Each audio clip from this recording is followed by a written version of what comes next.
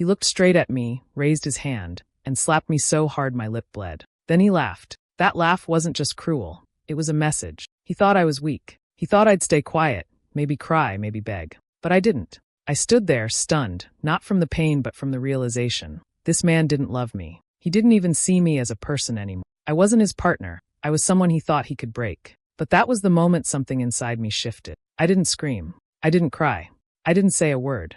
I just stared back, calm on the outside but burning inside. If he wanted a victim, he picked the wrong woman. While he went on with his night like nothing had happened, I lay in bed silently planning. Every detail of that moment played in my head on repeat, not because I was scared, but because I needed to remember. I needed to never forget what he had done and what I had to do next. This wasn't about anger. This was about survival, about reclaiming what he tried to take from me. I knew crying wouldn't help. Talking to him wouldn't help. He crossed a line he could never uncross, and I wasn't going to let him pretend it was a mistake or a one-time thing. I knew men like him. They don't stop. They just get better at hiding it. But I wasn't going to give him another chance. He thought he broke me, but all he did was set me free. In that quiet moment after he hit me, I saw my whole life different. I saw how small I had become in this house, how carefully I had walked around him, how I stayed silent to keep the peace. But not anymore. That slap didn't end me. It woke me up. He laughed, thinking it was over. But for me, it was just the beginning. When we first got married,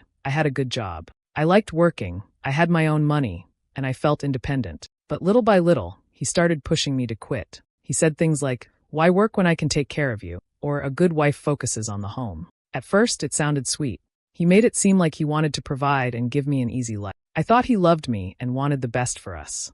After months of hearing it, I gave in. I left my job. He told me I'd be happier without the stress of work, and that we didn't need two incomes. I trusted him. That was my first mistake. Not long after, he started acting differently. He questioned how I spent money, even on small things like groceries. He made fun of me for not earning anything. He said I didn't understand how money worked since I wasn't bringing any in. It stung, but I stayed quiet. I thought maybe I was overreacting. Then it got worse. He didn't like me talking to my old coworkers. He said they were a bad influence. He rolled his eyes when I said I miss my friends. Over time, I stopped reaching out.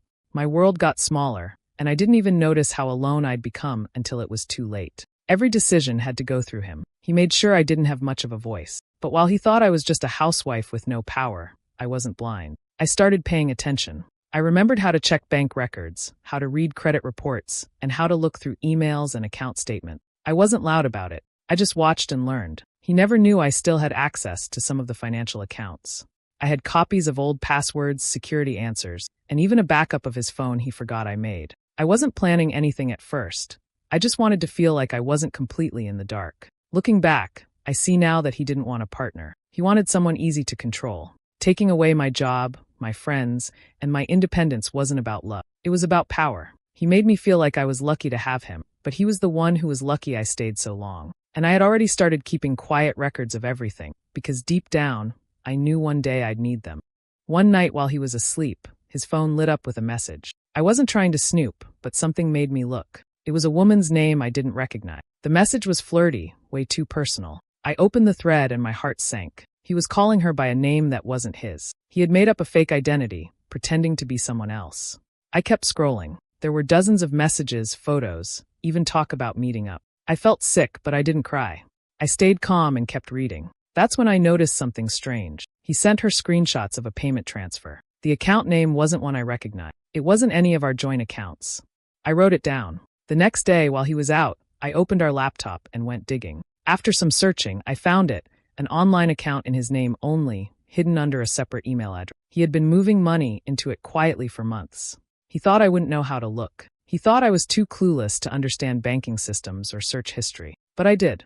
I took screenshots of everything, transfers, logins, even dates that matched the messages he sent to her. Every click he made left a trail, and I followed it carefully. I saved it all to a flash drive and locked it away. That same week, I found a quiet, experienced lawyer. I didn't tell anyone. I met her during the day, told her everything, and showed her what I had. She didn't seem shocked. It was clear she'd seen this before. She told me to keep collecting proof, but not to say a word to him. It wasn't just about the cheating anymore. It was about the lies, the money, the secrets he thought I'd never uncover. Instead of falling apart, I felt more awake than I had in years. I wasn't weak. I wasn't stupid. I was ready. Every message, every dollar he tried to hide, it was all turning into evidence. and soon I'd use it all. The morning after he hit me, I woke up before the sun. My lip was sore, but my mind was clear. I didn't feel scared anymore. I felt steady, like I knew what I had to do. He had gone to work as if nothing had happened. No apology, no guilt, just silence like it never happened. That told me everything I needed to know. There was no fixing this. It was over. I didn't waste time. I got dressed and called a locksmith. I told him it was urgent. He came within an hour. I didn't give a long story. I just said I needed new locks and only one key. While he worked, I packed up a few of his things into a box and left them by the door. I didn't touch anything else. I didn't want him claiming damage or saying I took what wasn't mine. I was smart about every move. After the locks were changed, I called the landlord and explained what happened. I kept my voice calm. I told them I needed the keys changed and wanted it on record that he no longer lived here. They didn't ask too many questions, but they agreed. I also made sure to keep a copy of the receipt from the locksmith and the email from the landlord. I wanted everything documented. Then I checked the cameras. We had a doorbell cam he'd forgotten about. I made sure it was working. I wanted proof if he tried anything. I also sent the lawyer a message to let her know what I'd done. She said I was making the right move and reminded me to stay quiet. No warning, no goodbye. Just action. The rest of the day felt long. I kept looking at the clock, waiting for him to come home. My heart beat faster as the sun went down, but I wasn't afraid. I just didn't know what his reaction would be. Around 6, I heard his car pull up. Then his footsteps. Then the doorknob shaking. He tried to open it, but the new lock held tight. He knocked hard. Then louder. He started yelling my name. I didn't answer. I stood on the other side of the door, silent. He banged harder, confused, then angry. But this time, it was his turn to feel powerless. I had all the control now, and he didn't even know how much. He thought I would still be there, waiting like always. But I was done waiting. That house wasn't his anymore. It was mine. After I changed the locks, I sat down with my laptop and started the next part of my plan. I had everything ready, screenshots, account numbers, login details. I knew what I had to do, and I wasn't going to waste time. He had control for too long. Now it was my turn. First, I logged into our joint bank accounts. I moved my part of the money into a new account that only I could access. Then I froze the joint accounts completely. He wouldn't be able to use a single dollar from it. I also made sure to alert the bank to deny any transactions from his side without my written permission. Next, I blocked every card we had together. Credit cards, store cards, anything with both our names. I called and told them to freeze the accounts. I made it clear there was a legal matter in process and that I didn't approve of him using the funds. I had copies of everything and even forwarded a few documents from the lawyer to back up my claim. I didn't stop there. I contacted the credit bureaus and put alerts on all shared credit lines. That way, if he tried to open anything new using my information, I'd know right away. I locked down every part of our financial life he once had access to. Then I took things one step further. I reported a few of his secret side jobs to the IRS. He never filed taxes for them, thinking no one would find out. But I had records. He bragged about not reporting that income, thinking he was smart. I kept proof, screenshots of text messages, payment receipts, even the fake names he used. I sent it all in. Once that was done, I set up a private legal trust for my portion of the money. This way, he couldn't touch it during the divorce. The lawyer helped me make sure it was solid. I wasn't going to let him take a single cent more than he deserved. Later that day, my phone rang. His name showed up. I didn't answer. Then he called again. And again. I turned the phone off. I had nothing left to say. He could scream, cry, beg. I didn't care. He made his choice. Now he could live with it. That night, for the first time in a long while, I slept without fear. Everything he thought he controlled was gone. Every door he thought was open was now shut. And I was the one holding the key. Before I became a housewife, I worked in finance. I handled money, accounts, contracts, and numbers every single day. I was good at it. I solved problems fast and paid attention to every detail. I had clients who trusted me and a boss who counted on me. But when I met him, he said I should take a break. He said we didn't need two incomes. He wanted me home, not working late or stressing over deadlines. He made it sound like love, like care. Slowly, I stepped away from my job. I didn't know then that he didn't want a partner. He wanted someone easy to manage. He always acted like I didn't know much. He'd explain basic things to me like I was a child. He talked over me when we were with friends. If I offered an opinion, he'd laugh or change the subject. I let it go for a while, just to keep the peace. I thought maybe he just liked feeling in charge. But deep down, I knew who I was. I never forgot the skills I had, the knowledge I'd worked hard to gain. I just waited for the right moment to use them again. When I found out about the cheating, the money, the lies, I didn't panic. I got to work. Quietly, carefully, I put everything in motion. While he thought I was clueless, I was gathering proof, talking to a lawyer, setting everything up. He had no idea what I was capable of because he never took the time to see me clearly. That was his biggest mistake. As I locked him out of accounts, blocked his cards, and moved my share into safety, his world started falling apart. His side jobs dried up when the IRS got involved. His mistress disappeared after I sent her the truth. His friends stopped answering him. One by one, the things he used to feel powerful started to vanish. He was used to being the one in control. Now he was the one chasing answers and finding closed doors. For the first time in years, I felt like myself again. Not the quiet wife who smiled through the insults.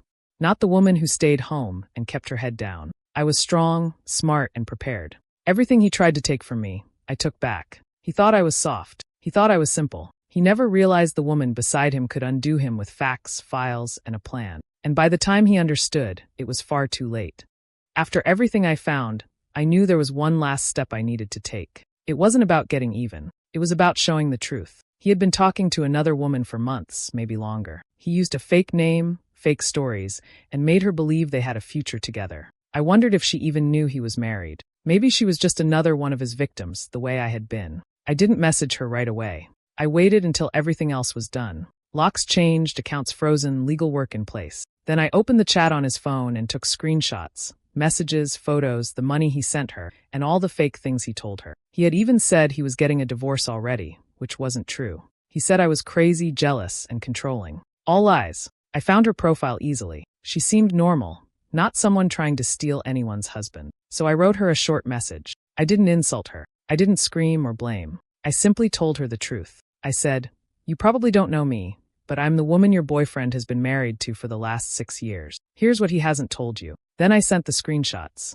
At first, she didn't reply, but I saw she read the message. A few hours later, she wrote back. She said she had no idea he was married. She looked shocked, confused, even embarrassed. She thanked me for showing her. She said he told her I was out of the picture and that they were going to move in together soon. She had no clue she was being used. I didn't feel joy. I didn't feel anger either. I felt calm. It was like one more weight had been lifted. She needed to see who he really was. And maybe, just maybe, it would stop him from doing this to someone else. I told her I wasn't reaching out to fight. I just wanted her to know the truth from someone who lived it. After that, she blocked him. I know because he started calling me right after. He must have figured out what I did. He was furious. He left angry messages, saying I ruined everything. But I didn't ruin anything. He did that all by himself. She saw the real man behind the lies. And for once, I wasn't the one left in the dark. He showed up on a Thursday evening, just before sunset. I heard his car pull into the driveway. My heart started to beat faster, but I didn't panic. I had already prepared for this moment. The locks were new. The documents were ready. My phone was charged. The camera above the door was working. I stood still and listened. He knocked at first, soft, like nothing had happened. I didn't respond. Then the knocking turned into banging. I heard his voice through the door. He was saying my name again and again, asking me to open the door, saying he just wanted to talk. I stayed quiet. He had lost the right to talk to me the moment he raised his hand. Then the mood changed. He started yelling. His voice got louder. I heard him kick the door. He was getting angry. He shouted about how this was still his house, that I couldn't just lock him out. He said I was being unfair, cruel, that I was ruining everything. I didn't say a word. I just reached for my phone and pressed record, even though the door camera was already doing its job. He kept shouting and kicking, then suddenly switched to crying. Loud, messy crying, like someone who couldn't believe they lost. He begged me to come out. He said he loved me. He said he needed me. He swore he didn't mean to hurt me. I didn't believe him. He meant every slap, every word, every threat. Now he was just scared because he had nothing left to control. I didn't open the door. I didn't answer. I didn't even move from my spot. I simply called the police. I told them my name, my address, and that my soon-to-be ex-husband was trying to force his way into the house. I let them know I had a restraining order already filed and that I had video evidence of what was happening right now. They said officers were on the way. He was still outside when the flashing lights arrived. I stayed inside while they talked to him. They asked him questions, and he raised his voice again. He pointed at the house. He kept saying my name like it would change something, but it didn't. I had everything backed up. The police knew I wasn't just reacting. I had a file. I had a copy of the restraining order request with dates, a written summary of the abuse, and the video files saved to both my phone and email. One of the officers knocked and asked to speak with me. I opened the door just a little, enough to pass the papers through. I didn't want to see him. I didn't want to hear any more of his fake apologies. The officer nodded and told me I did the right thing. Then they told him to leave the property and not come back. They warned him that next time, there would be no warning. Just charges. He finally walked away. I watched from the window as his car disappeared down the street. He wasn't crying anymore. He looked empty, like someone who realized the game was over. I closed the curtains and locked the door again. I didn't feel scared. I felt calm. For the first time in a long time, I knew he couldn't touch me anymore. After the police left, I sat down and backed up all the files again. I sent copies to my lawyer and saved everything in more than one place. I wasn't going to let one moment of fear undo all the work I had done. He had shown up thinking I would fold, that I would fall for his tears. But I didn't. He tried to scare me. He tried to act like he still had power. But all he did was prove I had made the right choice. The old me might have opened the door. The old me might have believed his tears. Not anymore. He lost control. I had it now, and I wasn't giving it back. Court day came faster than I expected. I walked into the courtroom feeling nervous but ready. My lawyer had everything. I had proof of the abuse, the cheating, the secret money, and how he tried to hide things. I wasn't afraid to face him anymore. I sat tall, quiet, and watched him walk in. He looked tired. He avoided my eyes. He knew what was coming. He didn't expect me to be this prepared. He thought I would fall apart. He thought I would cry or beg. But I didn't. I had documents. I had screenshots. I had video from the doorbell camera, messages between him and the other woman, and financial records he never thought I'd find. I handed them all to my lawyer weeks before, and we went through every detail. The judge listened carefully. My lawyer explained how he pushed me to quit my job, made me depend on him, and then betrayed me. She showed how he moved money to a secret account and never reported extra income. She even showed how he tried to force his way back into the house after I locked him out. Everything was calm, clear, and professional. No yelling, just facts. He tried to speak, tried to twist things around, but it didn't work. He lied, and then we showed the truth. His face turned red. At one point, he raised his voice, and the judge warned him to stop. He looked around the room like someone drowning. No one helped him. No one believed his excuses. The judge finally made a decision. I kept the house. I got legal custody of everything that was rightfully mine. He was ordered to pay alimony. The judge even brought up the unreported income and said it would be sent to the proper authority. He was left with nothing but debt and shame. As we left the courtroom, he didn't say a word. He just looked at me like he didn't recognize who I was. And maybe he didn't. He never knew the real me. He only saw what he wanted, a quiet woman who stayed in line. But that version of me was gone. I had fought back, and I had won. Outside the courthouse, my lawyer smiled and said, "You did everything right." I felt something I hadn't felt in years, peace. It wasn't just about the house or the money. It was about getting my voice back. I had been silenced for so long, made to feel small. But in that courtroom, I stood tall. I was heard. I went back to my house, the house that was now mine alone. I walked through each room and felt the weight lift off my shoulders. It was no longer a place of fear. It was a place of freedom. I didn't have to look over my shoulder. I didn't have to walk on eggshells. I could breathe. The next day, I changed the paint in the bedroom. I threw out old things he left behind. I played music, opened the windows, and let the light in. It felt like a new beginning, because it was. I didn't care that he was angry or embarrassed. That was his burden, not mine. I had carried enough pain for both of us. Now it was his turn to deal with the mess he created. He tried to destroy me, but I came back stronger. He tried to hide his secrets, but I found every single one. He walked into court thinking he could still win, and he walked out with nothing. I didn't just survive him, I ended him. And I did it with truth, patience, and a plan. Now, I own the home he once ruled, and I'm building a life he will never be part of again. When I look back at everything I went through, I don't feel regret. Not for freezing the accounts. Not for changing the locks. Not even for taking him to court and watching him lose. I only regret not doing it sooner. I waited too long. I gave him too many chances. I let him talk me into staying when I should have walked away. I believed the lies. I thought things would get better. They didn't. For a long time, I stayed quiet.